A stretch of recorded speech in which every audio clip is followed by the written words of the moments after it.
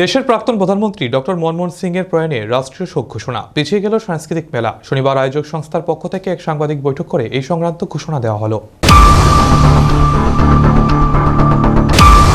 ভারতবর্ষের প্রাক্তন প্রধানমন্ত্রী ডক্টর মনমোহন সিং এর প্রয়াণে 7 দিনব্যাপী রাষ্ট্রীয় শোকের কারণে পিছিয়ে গেল বর্গস্থিত আরাধনা সাংস্কৃতিক সংস্থার সাংস্কৃতিক অনুষ্ঠান ও মেলা।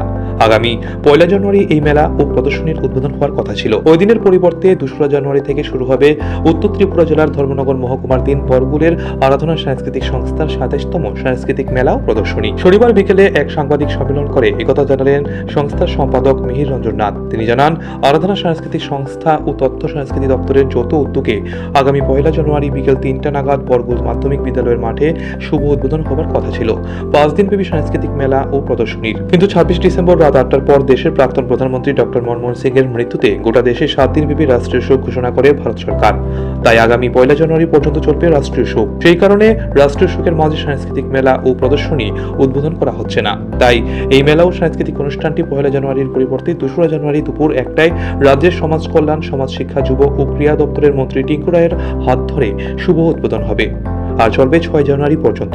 পাশাপাশি রাজ্যে ও বহিরাজ্যে সকলের উপস্থিতি ও সহযোগিতা কামনা করেন সংস্থার সদস্যরা। এদিকে এই দিনের সাংবাদিক সম্মেলনে সংস্থার সম্পাদক মিহির রঞ্জন নাথ ছাড়াও উপস্থিত ছিলেন জেলা সভাধিপতি অর্পণা নাথ, বিশিষ্ট সমাজসেবী কাজল দাস, প্রাক্তন সম্পাদক নিহারেন্দু নাথ প্রমুখ। জানাই যারা আজ আমাদের ডাকে এখানে প্রেস কনফারেন্সে আপনারা এসেছেন, সাংবাদিক বন্ধুগণ, আপনারা সবাই অবগত আছেন যে আগামী 1 জানুয়ারি 2025 থেকে 5 জানুয়ারি 2025 পর্যন্ত প্রতি বছরের মতো আরাধনা সাংস্কৃতিক সংস্থা এবং উত্তর ত্রিপুরা জেলা তথ্য সংস্কৃতি দপ্তরের উদ্যোগে আমাদের 27তম সাংস্কৃতিক মেলা ও প্রদর্শনী আয়োজিত হতে যাচ্ছে। তো বিগত দিন আমরা এখানে আপনাদেরকে সাংবাদিক বন্ধুরাও এসেছিলেন, এটা প্রেসেও গিয়েছিল, কিন্তু অত্যন্ত মর্মাহত হয়ে আমরা আপনাদেরকে জানাতে চাইছি যে গত 26শে ডিসেম্বর 2024 ইংরেজি আমাদের দেশের প্রাক্তন প্রধানমন্ত্রী স্বর্গীয় মনমোহন সিং মহোদয় ওনার প্রয়াণ হয়েছে, যার জন্য গোটা দেশ জুড়ে যে একটা শোকের মহল তৈরি হয়েছে। ভারত সরকারও বর্তমানে 7 দিন 26 তারিখ থেকে 7 দিন 1 জানুয়ারি পর্যন্ত বিশেষ শোক দিবস হিসাবে ওনারা ডিক্লেয়ার করেছেন, যার দরুন 1 জানুয়ারিতে আমাদের যে মেলা উদ্বোধন হওয়ার কথা ছিল, স্বাভাবিক সরকারি নিয়মে আমরা সেই দিন আমাদের মেলার উদ্বোধন করতে পারছি না। আমাদের মাননীয় মন্ত্রী শ্রদ্ধেয় টিঙ্কু রায় মহোদয়, ওনার সঙ্গেও আমার কথা হয়েছে, উনিও জানিয়েছেন যে আমাদের যেহেতু সরকারি একটা শোক দিবস, তাই এখানে মেলা করা যাবে না।